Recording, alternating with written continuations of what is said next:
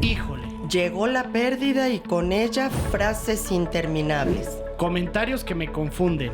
Preguntas que no tienen respuesta. ¿A dónde voy? ¿Hacia dónde camino? ¿A quién le hago caso? ¿A quién escucho y a quién no? Si estoy agotado, ¿tengo que ser fuerte? Mi dolor es anulado y al parecer nadie me ve ni comprende lo que estoy viviendo.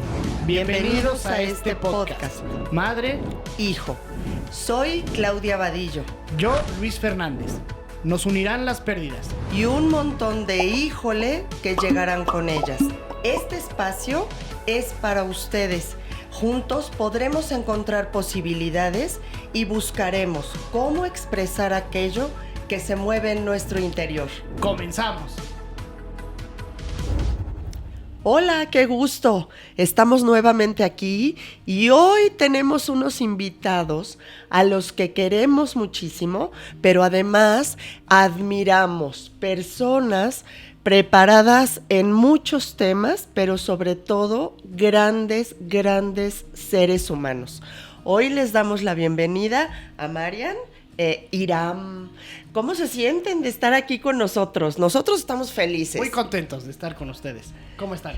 Muchas gracias primero por la invitación, pues es un placer, también nosotros los apreciamos y queremos profundamente y pues estar en este espacio y compartir muchísimos temas que puedan pues contribuir al desarrollo de conciencia, que es uno de nuestros objetivos principales al trabajar en conjunto y como Vita Educere, que es así como nos nombramos ante los demás. Hiram Almeida, consultor y comunicador en semiología de la vida cotidiana, cofundador de Vita Educere, doctorante en semiología con estudios en antropología social y ambientalismo. Tiene experiencias en consulta individual, de pareja y familia. Tallerista y conferencista en bienestar holístico, combinando diferentes métodos provenientes de la psicología, neurociencias y arte terapia. Sí, estamos muy contentos por la invitación. Gracias Luis, gracias Claudia. Y pues muy agradecidos y muy abiertos a vivir esta experiencia y compartir con ustedes. Mariam Espinosa, terapeuta de liberación y desbloqueo energético, cofundadora de Vita Educere, con certificaciones en Sama, Theta Healing, Método Yuen, Tanatodinamia, Angel & Coach. Tallerista y conferencista en bienestar holístico, integrando conocimientos provenientes de bioenergía, física cuántica, neurociencias y semiología de la vida cotidiana. Sí, nos da mucho gusto que nos acompañen hoy. Miren, en los episodios anteriores hemos estado platicando acerca de pérdidas. Ese es nuestro tema. Las diferentes pérdidas que los seres humanos estamos viviendo continuamente. Dentro de estas pérdidas, observo en la experiencia que tengo al platicar con las personas que hay algunas de ellas que marcan de forma tan importante la vida de las personas que se pierde el sentido de vida. No sabemos qué hacer, no sabemos hacia dónde ir, no sabemos cómo volver a encontrar ese camino para continuar. Desde lo que ustedes saben y con todo esto que ustedes trabajan, ¿qué es el sentido de vida? Porque las personas me lo preguntan. Me dicen, Clau, ¿y qué es ese sentido? ¿En dónde lo encuentro? ¿Cómo le hago? ¿No? ¿Cuál es ahora, con esto que estoy viviendo tan difícil, ahora cómo encuentro un propósito? ¿Ustedes cómo observan esta parte de que perdemos este propósito y este sentido de vida frente a la pérdida? Que muchas veces tiene que ver cuando llega ese momento de una pérdida, vamos a ver un duelo central, ¿no? Que puede ser la muerte de alguien muy importante para nosotros. Cuando estamos en ese momento y decimos, llegamos a recibir esta pérdida y yo siento que se desfonda mi vida, una de las primeras preguntas que haríamos es, ¿cómo llegaste tú ante esa pérdida? ¿Qué fue lo que viviste antes que te llevó a que esa pérdida te desfondara? Porque el sentido de la vida no se construye a través de las pérdidas o de la tragedia o del sufrimiento. Sabemos que vivimos mucho en la cultura del sufrimiento y que mucha gente quiere reconstruirse a través de esto, de un desamor, de un desaire, de una pérdida. Pero una de las preguntas centrales es antes, ¿cómo llegamos y cómo nos preparamos para nosotros tener las pérdidas en la vida, porque las pérdidas son partes consubstanciales a la vida, siempre están ahí. Siempre perdemos alguna cosa, podemos perder hasta un objeto, algo muy preciado, y la gente, hemos visto personas que nos dicen, no, pues es que perdí una pluma. La pluma de mi abuelo. Ándale, ¿no? La pluma de mi abuelo, que era súper importante y me quebró, porque no fue la pluma, fue todo el contexto que tiene que ver con lo que yo vivía con mi abuelo, lo que representaba mi abuelo para mí. Okay. Entonces hay un cuestionamiento al autoconcepto de la persona. Entonces, ¿por qué perdemos el sentido de vida? Primero, porque quizá no lo teníamos tan claro. Eso sería lo primero que yo diría.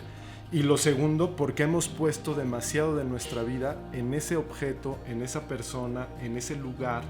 Hemos puesto nuestro propósito ahí y no somos capaces de reconfigurarnos, de rehacer nuestra vida a través de las pérdidas.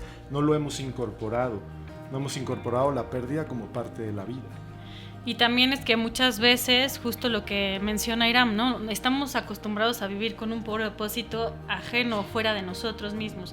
Entonces vamos construyendo que, pues yo, si tú eres mi pareja, voy a ser feliz, y el día que él decida no ser mi pareja, entonces mi vida se derrumba, ¿no? Entonces vivimos, ¿no? Como tratando de perseguir objetivos, tratando de ponernos metas y ya logro esa meta o esa meta no la... Primero logro la meta y muchas veces esto no era mi sentido y entonces pum, me desfondo. Y a veces no llego a la meta como tal o no puedo cumplir el objetivo como tal y entonces también me derrumbo. Entonces hay mucha pérdida de sentido porque desde el hecho que no se nos ha enseñado cómo conectar con nosotros mismos, cuál es mi propia conciencia, cómo me voy yo construyendo a mí, ¿no? Hablamos siempre como en una fase del enamoramiento, cuando estás saliendo con alguien más y conoces a alguien más, quieres saber cómo piensa, quieres saber cómo siente, quieres saber qué le gusta y esto. Y hay veces que tú te preguntas a ti, tuvimos el caso de una señora que se murió su esposo. Ella vivía completamente para su esposo y para sus hijos. Y en el momento que muere su esposo, sus hijos también uno entró a la universidad, entonces se fue fuera de Puebla y entonces el otro se fue a vivir. O sea, cada quien salió de su casa todos y ella se quedó sin su esposo. Entonces llegaba a terapia y dice, es que no sé qué me gusta. Si yo compraba la comida que les gustaba a mis hijos y veía la película que le gustaba a mi esposo y toda su vida vivió alrededor de ellos. Entonces en el momento que se va el esposo, no se fue solo el esposo muere, pero los hijos se van. Y ella quedó un rato en momento de parálisis total porque es como... no sé qué me gusta, y entonces ahora decía que iba al súper y se daba vueltas por los pasillos, decía, no sé qué comprar, claro. O sea, no sé qué me gusta, era todo por cumplir y porque los demás estuvieran bien. Lo que le gustaba a los demás. A los demás, entonces pues como, y ya para que nadie repelara, rezongara, entonces estaba dándole gusto a los demás, pero ella no tenía ni idea qué era lo que le gustaba. Entonces, justo lo que se habla, ¿no? Cuando estás conociendo a alguien, quieres saber todo de esa persona, sí, y claro. A veces te preguntas, en realidad, ¿qué sé de mí? ¿Qué en verdad sé de mí? Porque muchas veces tenemos la idea de lo que nos dijeron que somos, ¿no? En esta sociedad, en mi familia, si las mujeres son así, ¿no? Entonces te vas generando un concepto de lo que te dicen que deben ser las cosas y las personas y tu rol.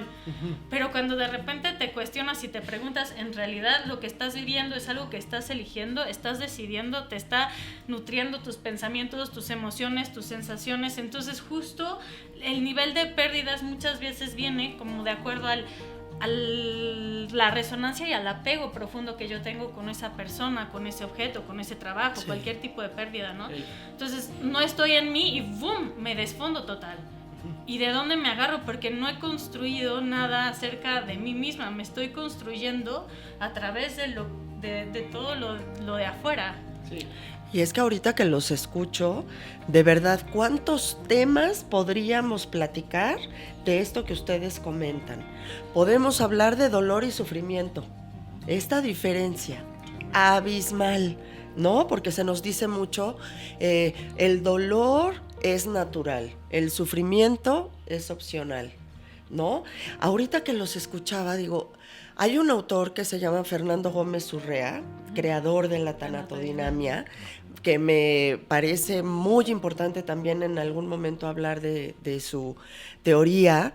Él menciona que cuando vivimos una pérdida, pierdo la relación, pierdo al otro y pierdo algo de mí en esta relación y en este otro. Y ahorita que ustedes mencionan, te pierdes a ti. Cuando te pierdes a ti, ¿ustedes consideran que es cuando pierdes ese sentido de vida o esa visión de poderte mirar continuando en la vida? Y sí, pero lo que yo también así veo, en lo que comentan es, sí pierdes el sentido de vida, pero ya hasta que se te derrumba, ¿no? O sea, las personas que vivimos sin este grado de conciencia, ¿no? Sí. Que estamos viviendo en esta rutina de la vida, de que vas, te levantas, trabajas, acompañas a tus papás, a los que tienen hijos, ¿no? Entras en este rol de la vida cotidiana. De repente pasan estos momentos y cuando te derrumbas es cuando llegan las preguntas, ¿no? Y dices, caray, ¿quién soy yo? ¿Qué me gusta a mí? Entonces, ¿qué podríamos hacer para ser más conscientes en el quién soy yo? ¿No? Porque esa es la pregunta importante en quién soy yo, y a través de eso voy a saber cómo enfrentar lo que se me vaya preparando, ¿no? Claro. ¿Cómo se darían cuenta? Y que justo en la pregunta del sentido de vida tiene que ver mucho con esto, ¿no? ¿Quién soy yo? Cuando muchas veces te dicen, pues, ¿quién eres tú? Pues yo soy Irán, ¿no? Y yo soy un papá, y yo soy esposo, yo soy amigo, pero es un poco ir más allá en la construcción de la conciencia. ¿Qué tiene que ver ser consciente de ti mismo? Desde semiología de la vida cotidiana, lo que concebimos como la conciencia son los diferentes potenciales. Okay. El potencial racional, que es la forma en la que yo concibo el mundo a través de mis pensamientos. ¿Qué creo yo en el mundo? Que son los pensamientos adecuados para mí. Creo en esto, siento que esto es lo mejor. Y luego viene el potencial emocional, que es la forma en la que percibo el mundo a partir de mis emociones. Okay. El potencial sexual, que tiene que ver con el placer. Muchas veces no solamente es la parte erótica, sino en este momento estamos sintiendo placer de estar aquí, de estar en este lugar. El potencial motriz, que tiene que ver con los movimientos, el potencial instintivo, que tiene que ver con que ahorita me estás mirando, pero hay una serie de funciones biológicas dentro de tu cuerpo que se están realizando, claro, y que tú puedes ser consciente de ellas, aunque se estén realizando sin que tú hagas nada. Okay. Empezar a preguntarte, ¿qué es lo que yo amo pensar? ¿Qué es lo que yo amo sentir? ¿Cuál es el placer que yo amo en la vida? Es empezar a encontrar quién soy yo. Son de las preguntas elementales. Cuando una persona llega a estos momentos de pérdida, hay veces que dicen, no, yo perdí todo el sentido de la existencia, hasta de mi placer. No sé si me gusta ver una película o no. No sé si me gusta, a mí me gusta lo que le gustaba a él, que era mi pareja. Hay una pérdida de sentido. Entonces, empezar a construir y poner al centro a la persona, ponerse al centro de su propia vida, es empezar a responder esta pregunta de quién soy yo. Okay. ¿No? Y estos son de los acercamientos que vamos haciendo mucho en los talleres, en las mismas sesiones. Siempre decimos, antes de trabajar tu duelo y demás, necesitamos saber si estás al centro de tu vida. Necesitamos saber si percibes qué pensamientos, emociones y sensaciones tienes tú. O quizá el sentido, como decía Marian, te ha sido dado por otros, por condicionamientos sociales. Así es ser una mujer en Puebla, así es ser un hombre. Y entonces tú sigues mecánicamente, claro, que es lo que estás diciendo ahorita, mecánicamente, y de repente te llega un guamazo en la vida que te despierta. Y dices, pero volteas hacia ti y dices, ¿y quién soy yo? ¿No? Porque no has construido este sentido, este propósito. Qué importante. A ver, y acá yo les pregunto, ¿ustedes cómo miran este triángulo entre quién soy, quién puedo ser y quién quiero ser? ¿Cómo lo miran? Ahí, ya que se está presentando la pérdida, hay personas que a mí me dicen, es que en este momento de mi vida solo puedo ser hija. No estoy encontrando cómo ejercer mi rol de mamá, no estoy pudiendo con eso. Ahorita solo puedo ser hija, o solo puedo ser esposa, o solo puedo ser la profesionista que ejerce este trabajo. Si no me atrapo de ahí, yo no podría continuar. ¿Ustedes cómo ven esto? ¿Qué piensan de esto? Que muchas veces tiene que ver cuando yo no estoy al centro de mi vida y voy y me recargo en una esfera que vamos a llamarle el trabajo, y yo de alguna manera estoy dejando vacíos los otros espacios. Cuando yo digo lo único que puedo hacer tiene que ver también con algo que yo no estoy pudiendo acomodar como equilibrio en las demás esferas de mi vida. y entonces estoy utilizando el trabajo, estoy utilizando la vida social, estoy utilizando algún elemento de mi vida para encontrar el sentido y la fuerza, toda la energía, lo vital que yo pueda tener, lo deposito ahí.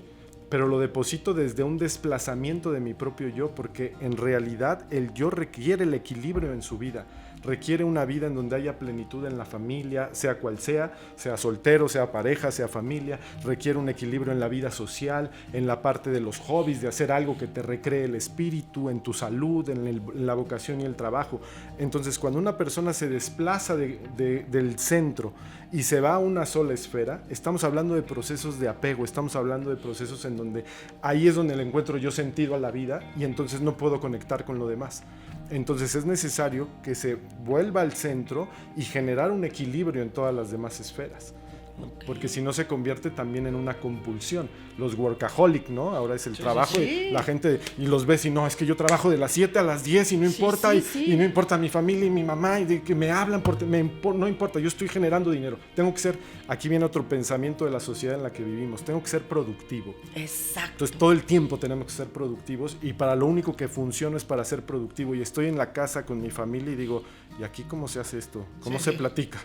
Acá no produzco nada, esto sirve o no sirve estar acá viendo una película. Hay personas que se ponen nerviosas, muy nerviosas, porque van al cine y dicen, pero es que estoy perdiendo el tiempo. O sentarse a leer, o salir a caminar un rato, y el pensamiento que viene por ese bombardeo que estamos viviendo es, estoy perdiendo el tiempo, cuando podría ser calidad de vida. Sí, claro, pero yo creo que cuando te pasa esto, ¿no? Y te separas de tu esfera, energéticamente también hay una debilidad por la pérdida, ¿no? Ajá. Viene la pérdida, energéticamente estoy súper bajoneado y lo único que encuentro es el trabajo, ¿no? El trabajo es el que me hace levantarme, el que me motiva, el que hace que mi día a día funcione. Y de repente pasa el tiempo, pasa un año, pasan 2 años y dices, ¿qué onda? Sigo igual, ¿no? ¿Por qué? Ya generas un apego. No, y aparte, a ver, también vamos a, ¿no? Depende, hay diferentes tipos de duelo, ¿no? Y si es un duelo central, pues quiere decir que te movió todo tu proyecto de vida, ¿no? Entonces, por supuesto, en este triángulo de quién soy, quién puedo ser, o sea, es como, empieza a ver, o sea, todo se me desacomoda y en realidad, primero sí tengo que entrar a mi proceso de duelo. Y además es como decir, ok, si ahorita estoy pudiendo con el trabajo, pero es diferente entrar con el trabajo por un tema compulsivo para no vivir mi duelo, a como decir, ok, ahorita es mi muleta y voy a entrarle al trabajo mientras empiezo a encontrar mayor equilibrio en mis otras esferas, ¿no? Y entonces ahí justo es donde nosotros marcamos el trabajo desde semiología, lo que se le llama la conciencia del yo, es estos potenciales. El potencial, ¿no? El instintivo, el motriz, el sexual, el emocional y el racional. Entonces eso es una brújula, es un mapa preciosísimo, porque aunque suena tan simple, por ejemplo, tuvimos a alguien que venía a terapia porque tuvo una separación con su pareja, pero él dice que llevaba deprimido más de 10 años. ¿No? Entonces me dice, es que llevo deprimido y claro que me dejó porque yo estaba deprimido, porque estaba como en una etapa del duelo ahí, como ¿no? En su pérdida. Y cuando le mandamos a empezar a conectar con sus potenciales, que empezar a conectar con un lado placentero desde sus potenciales, entonces llega a la siguiente sesión y me dice, ¿qué crees? Me dice, hace 10 años que no tocaba el bajo. Dice, a mi mujer le chocaba y decía que era puro ruido y que no sé qué, y entonces mi bajo estaba encerrado en el closet. Entonces dice, en el momento que yo agarré mi bajo, dice, y empecé a tocar, entonces me dice, no tenía pensamientos compulsivos. Me dice, yo sentí una expansión total. La parte sexual viene siendo también la parte creativa. Dice, yo estaba sintiendo un placer. Me dice, y de repente mis manos empezaron a tocar. Es como si todo mi ser recordara todo eso y decir, entré ahí. Entonces la parte motriz, pues él está moviendo, ¿no? Y la parte instintiva, pues todo lo que se genera en el momento que estamos experimentando tanto placer. Entonces, son pequeñas acciones que a él lo reconectaron con un momento de placer. No es que no esté viviendo un duelo, no es que no esté viviendo una pérdida. Está acomodándose, pero también está empezando a hacer ciertas acciones que vayan nutriendo su propio yo para poder, es como justo los potenciales es empezar a nutrirte y empezarte a dar como unas vitaminas para fortalecerte. Entonces vamos a lo mismo. Si yo me voy y me recargo en el trabajo, es como decir, ok, ahorita esto es lo que me está dando sí, es una opción porque es lo que tengo y es lo que puedo, pero no me distraigo de lo demás. Es como que voy a ir entrando poco a poco porque también hay tiempos y hay momentos, ¿no? Sí. Entonces, incluso es esto que mencionabas del duelo, ¿no? Como muchas veces no es tu pérdida la que me duele, es quién era yo cuando estabas tú, ¿no? O sea, en lo que yo me convertí cuando eras tú. Entonces, justo eso me mueve porque si tú te mueres o tú ya no estás, ya no somos tú y yo, ya no está ese vínculo y todas las experiencias que vivimos, pero todas las experiencias que yo quería seguir viviendo contigo. Entonces, eso va moviendo. Entonces, por eso es justo como decir, el proyecto de vida es importantísimo. Yo creo que tengamos en cuenta que es dinámico. Hay muchísimas cosas que no podemos controlar, es parte de la vida, ¿no? Y entonces en esta no poder controlar, tiene que surgir este rango de flexibilidad y de permitirte ir con la vida. Entonces se me desacomoda y entonces incluso cada proceso de duelo es un momento muy profundo para poder expandir mi conciencia, para poder yo abrirme un poco más. Teníamos una persona también, ya no voy a dar tantos ejemplos. No, adelante. No quemamos a nadie, no quemamos a nadie. Que nos den ejemplos, porque se nos hace mucho más claro, ¿no? Justo, claro, es que había una persona, por ejemplo, que llegó a terapia y en la pérdida, se murió su esposo y se quedó con sus 3 hijos, ¿no? Sus 3 hijos estaban en la universidad y en la prepa. Entonces ella era así como, es lo peor que me pudo haber pasado, y entonces estaba en un proceso de duelo súper profundo y porque aparte no fue algo como una enfermedad que lo vas viendo, ¿no? Fue algo así como de noche a la mañana. ¡Pum! Sí, y de repente, 5 años después, me dice, puedo decirte que fue lo mejor que me pudo haber pasado. Me dice, me di cuenta, porque ya estaba casada de nuevo, ¿no? Y me dice, es que mi esposo no estaba. Me dice, nunca estuvo presente. Me dice, no me apoyaba con los niños. O sea, era un vínculo muy ausente, pero se me muere la imagen de que yo tengo una pareja. Entonces me dice, ahora que tengo un vínculo, me dice, y un vínculo amoroso, y un vínculo presente, es como decir, wow, yo pensé que yo antes tenía un vínculo, ¿no?, de pareja, y no tenía un vínculo de pareja, tenía un contrato con alguien que teníamos hijos. Entonces, todo ese movimiento, claro, pasó un tiempo, ¿no? No es como de la noche a la mañana, pero en realidad hay una perla en todo lo que nos sucede, y justo esta parte dinámica, es decir, tenemos la posibilidad de rehacernos y de reconstruirnos, pero siempre justo el yo al centro, y ahí nos van marcando nuestros potenciales como un pequeño mapa de ruta. Híjole, yo ahorita que los estoy escuchando, es que en serio, podríamos grabar muchos programas con todo esto que nos están compartiendo. Y justo lo platicábamos. Exacto, ¿no? Sí, lo platicábamos porque decíamos, es pues tan estamos. Bonito. Ahorita que los escucho, fíjate, ahorita, que te estoy escuchando con este ejemplo que nos das y lo que Iram nos compartía, y de verdad pienso, ustedes con todo lo que trabajan y con todo esto que reciben y con las personas que llegan con ustedes, observan que las personas con las que convivimos, nuestro entorno, influye de manera importante para que perdamos ese sentido de vida. ¿Ustedes cómo lo ven? Totalmente, ¿no? Incluso en semiología hay un concepto que es el imaginario personal, que es aquel que creo ser y no soy, y el imaginario colectivo. El imaginario colectivo está lleno de condicionamientos, tradición, moda, cultura, formas en que nos han enseñado a cómo movernos, a cómo vivirnos, a cómo... Incluso la muerte está en el imaginario colectivo como un proceso de sufrimiento. Hay otras culturas que manejan la muerte desde otro lugar, desde un momento de entender que la muerte es cierta, porque es algo que está... Es indeterminable, porque ninguno de ustedes puede decir ya me voy a morir ahorita o él claro. se va. Tiene una atmósfera la muerte de naturalidad. Hay tantas cosas alrededor de ella, pero desde el imaginario colectivo es cuando alguien muere tienes que sufrir. Seguro hemos escuchado esta frase de alguien que dice, yo puedo aguantar todo, lo que quieras, échame lo que sea, pero que se me muera un hijo, jamás. Ese es un pensamiento del imaginario colectivo.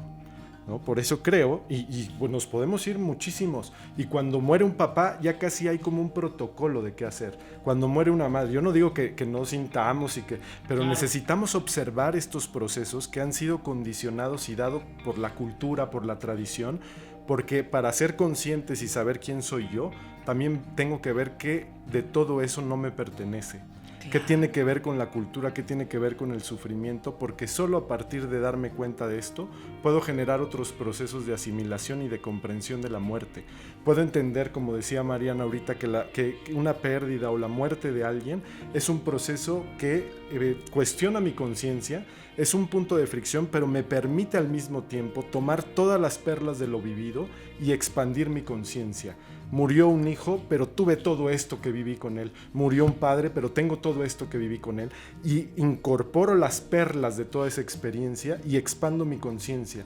Entonces, y esto yo sé que es fuerte, porque como dices, no todos, no estoy diciendo ya estamos a nivel Buda sí, y demás, claro, no. Pero sí debemos de tener ciertos ideales, ciertas búsquedas que nos han marcado pautas, otros seres que nos han dicho, cuando tú puedas entender la pérdida, no como pérdida, sino como una experiencia, como un ciclo que se cierra, como algo que ya no hay que vivir, pero que tú siempre lo podrás llevar como una perla en el corazón, pero que ya terminó. Como lo manejamos mucho en los ciclos de la vida, la primavera, el verano, el otoño y el invierno. Tú piensa en una persona que haya muerto y piensa en tu primavera con esa persona, la primera vez que la viste. El verano ya sería cuando ya tenían una atmósfera y una conexión. El otoño es cuando ya veías que había cosas que ya los dos sabían qué les gustaba y qué no les gustaba. Y en el invierno ya puede venir esta parte donde dices, se está despidiendo esta persona o se despidió de forma súbita, ¿no? Y es esta atmósfera de comprender que tu experiencia no solamente fue su muerte, sino fue todo lo que vivieron en conjunto. Entonces, incorporar estas nociones nos llevan a comprender las cosas no desde el imaginario colectivo, no desde donde nos han dicho que hay que sentir. Seguro han escuchado que muchas de nuestras emociones y pensamientos son culturales. Sí, hay emociones claro, que ya están determinadas. Entonces, sí, volviendo a la pregunta, ¿no? Con todo este contexto, esta vuelta que di, sí, tiene que ver con que sí hay un imaginario colectivo, sí hay un imaginario personal y es muy necesario que lo conozcamos, así como nuestros potenciales, conozcamos el imaginario para podernos salir de él, porque el imaginario es aquel que creo ser, pero no soy. Yo soy un ser que tiene todos estos potenciales, que tiene otro sentido de existencia. Cuando nos decantemos de todo esto, que no quiere decir alejarme de la cultura, alejarme de la familia, sino decidir qué de todo eso que se piensa y se vive realmente lo incorporo a mí. Okay. O sea, qué de mi familia me gusta, bueno, me queda conmigo. Qué de mis amigos, qué de mi entorno, ¿no? Qué de mi país, ¿no? Sí. La cultura por social también es muy importante, ¿no? Porque también nazco en un lugar, pero nazco con todo lo que trae ese lugar. Sí, total. ¿No? O sea, nacimos en México y nos encanta la salsa. A todos. Pero vas a Europa y les encanta el chocolatín, ¿no? O sea, sí naces con estos gustos o estas, pues sí, como preferencias, pero a través de un lugar desde donde nacimos, ¿no? O sea, traemos una raíz, pero haciéndonos más consciente y haciendo un lado estos imaginarios, podemos potencializar todavía más el quién soy yo. ¿No? Eso es lo que... Y solamente un comentario ahí que además tiene que ver ya con la biología. Hay estudios que ya han ido a ver en un contexto, una mamá que nace, no sé, en la India, y que hay ciertos condimentos, hay cosas que ya están en el cuerpo y el bebé nace con todo esto, con decir, no, pues estos sabores de estos sazones son los que a mí me llaman, pero así muchas cosas que también, y eso Marian también puede extender, lo que tienen que ver con el sistema familiar y que tiene que ver con la herencia hasta biológica, que tiene que ver con los condicionamientos culturales también, y que tú ya naces con una predisposición a ello. Sí, sí.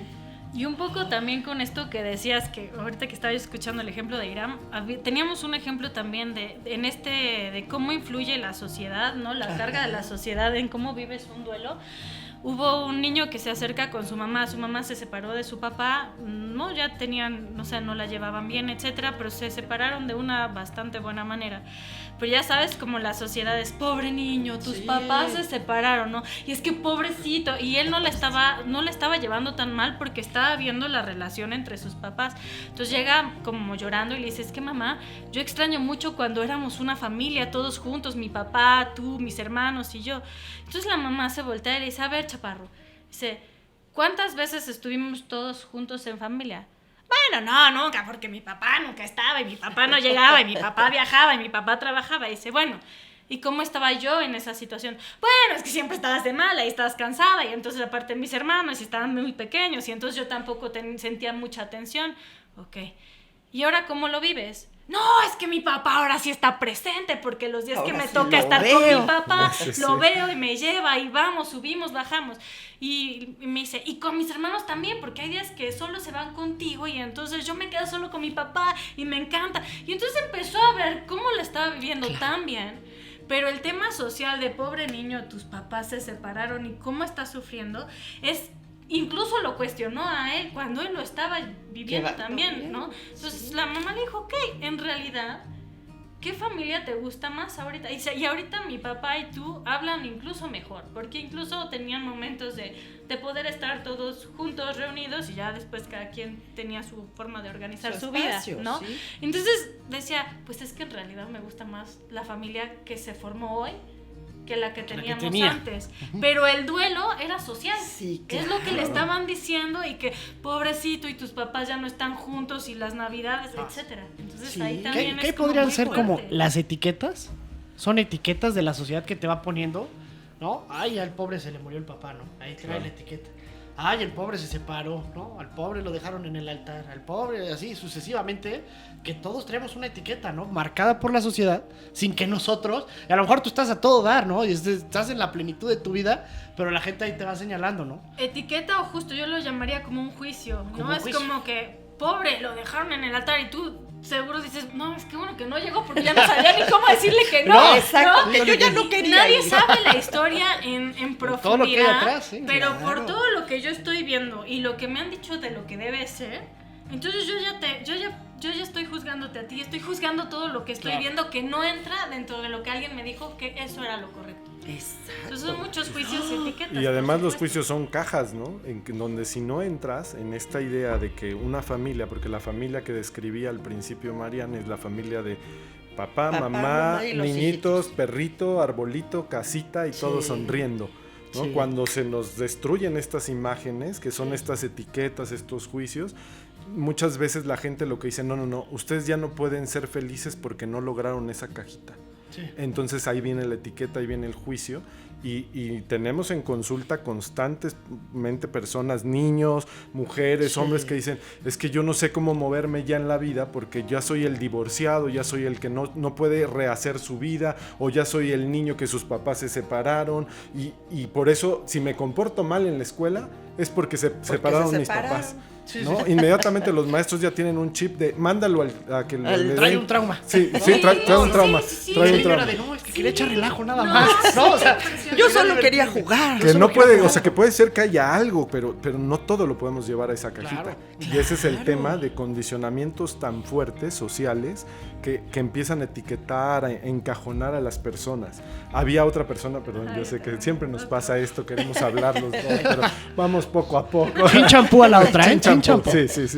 Una persona ya, un relato rápido que nos decía, murió su esposa y nos decía, es que yo soy viudo, ¿no? Ya llevo varios años siendo viudo y le decíamos, ok, eres viudo y tienes deseos de otra pareja, sí, pero por memoria a mi esposa yo no podría tener otra pareja. Imagínate este juicio en donde Claro. primero soy viudo. El ser viudo tendría que ser parte del duelo, porque una persona no es viuda, es soltera cuando Claro, deja de tener un claro. vínculo como este. La viudez sería el proceso de duelo, pero esta persona ha vinculado todo su autoconcepto y volviendo a la parte del sentido y su proyecto de vida, porque él se siente así, porque ha decidido dar su amor y todo el respeto a su esposa muerta a través de darle y entregarle su propia vida, su propio proyecto de vida. Híjole. Que tenga que ver con esto que decía Marian, que es la reconfiguración de un proyecto en donde yo diga, yo soy una persona que tiene la vocación de pareja. Imagínense a alguien que diga, yo amo tener pareja y se murió mi pareja. tengo un duelo de ese proceso, pero tengo todo el derecho a expandir mi conciencia y a tener otra pareja. Claro. Muchas personas están en una situación así, pero por el imaginario colectivo, por todas las cargas sociales, es así, no, yo tengo que guardar la honra, el respeto a mi esposa, o las mujeres de negro de 20, de 30 años, ¿no? Que dices, soy viuda de tal, ¿hace cuánto se murió? 35 años. Sí. Dices, ok, ¿no? Algo está pasando. Sí. Ok, pues podríamos seguir platicando muchas horas con ustedes. Para ir un poquito cerrando todo esto que hemos platicado, ¿qué podríamos dejarle a las personas que nos están escuchando como algún tip, alguna idea que pudiera servirles cuando la persona está identificando que estoy perdiendo el rumbo, que no estoy encontrando el sentido a mi vida y que a lo mejor ya me instalé en ese imaginario colectivo? ¿Qué pueden hacer? ¿Qué podemos hacer? ¿Qué sugieren ustedes? Chinchampú, Chinchampú. Lo que estábamos platicando justo antes de venir es, primero sí es, ¿no? Como esta aceptación de vivir del duelo, ¿no? Hay diferentes formas de vivir el duelo, y justo hasta veíamos que, ¿no? Ahí en el manual de la psiquiatría, ¿no? Viene que un duelo, fisiológicamente estamos hechos para vivir 2 meses de un duelo, ¿no? Claro.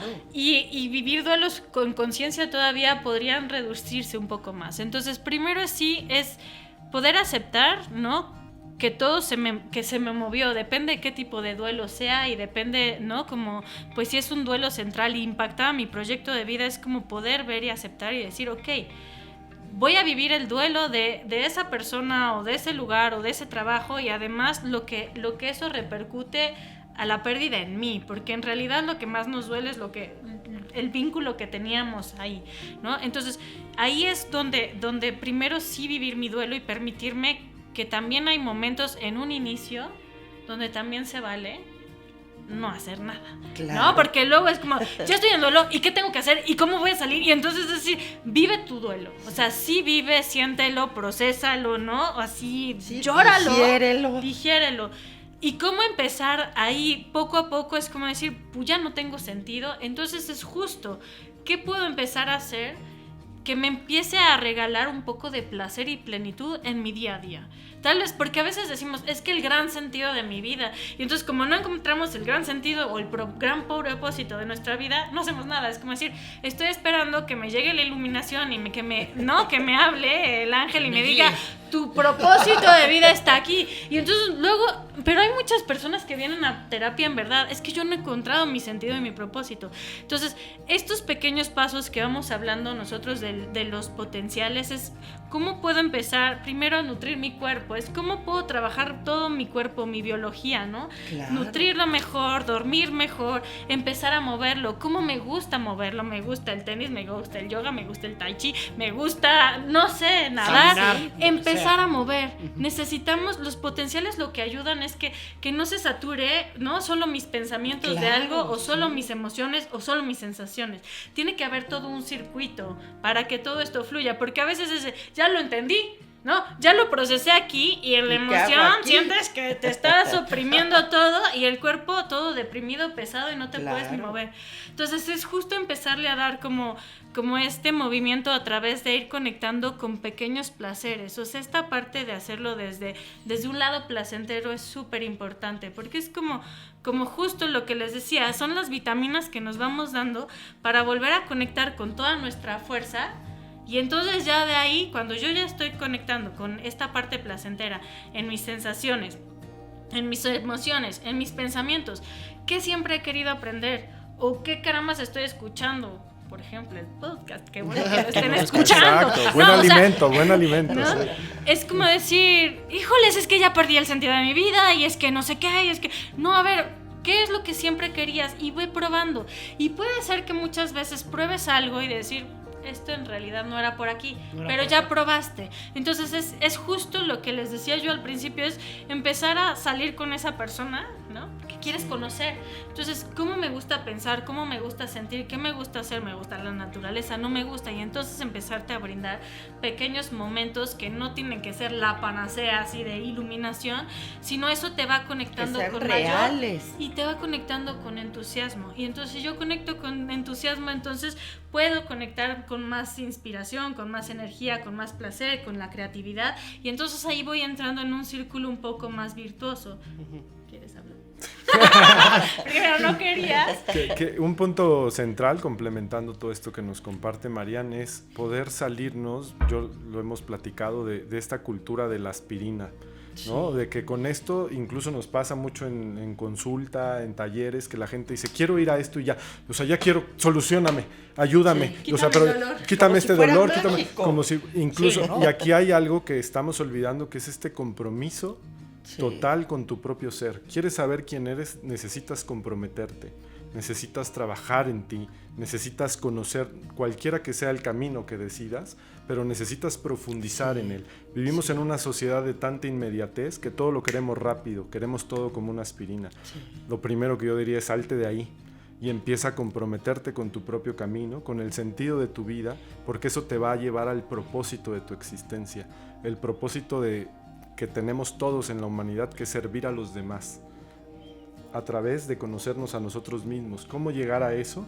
Todo este trabajo que nos comenta Marian, y que tú vayas cada vez profundizando en esas herramientas, pero con ese compromiso incluso nosotros hablamos que lo que hacemos nosotros es una escuela de autoconocimiento. Claro, y en la escuela necesitas estar ahí, necesitas aprender y no solamente pasar por ahí. Y ese sería uno, y el otro es esta parte de el poder decir, cuando tengas una pérdida, cuando tengas un proceso que cuestione tu conciencia, requieres transformarte a ti y vivir otra vida.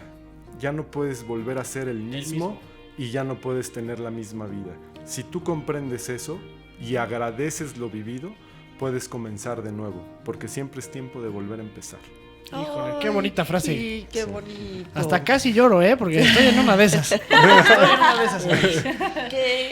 Que la verdad, qué frase tan bonita. Híjole, que o sea, nos comparten cosas que creo que sí podemos utilizar para nuestra vida, para cada momento de nuestra vida. Es un gusto y un placer tenerlos aquí. Ojalá podamos repetir. Hacer otro. Yo creo que viene el episodio 2.1. Sí, porque nos quedamos cortos. Hay mucho que platicar. La primera pregunta. Quedé, creo que en el primer párrafo, señores, pero queremos agradecerles lo compartido. Igual a ustedes que nos escuchan en casa, agradecerles, invitarlos a que nos comenten lo que escucharon, qué les interesa, si quisieran escuchar de algún tema en específico, si quieren los datos de aquí estos másters, con mucho gusto los vamos a compartir en nuestras redes sociales. Bueno, pues con esto nos despedimos. Este podcast es Madre Hijo. Gracias.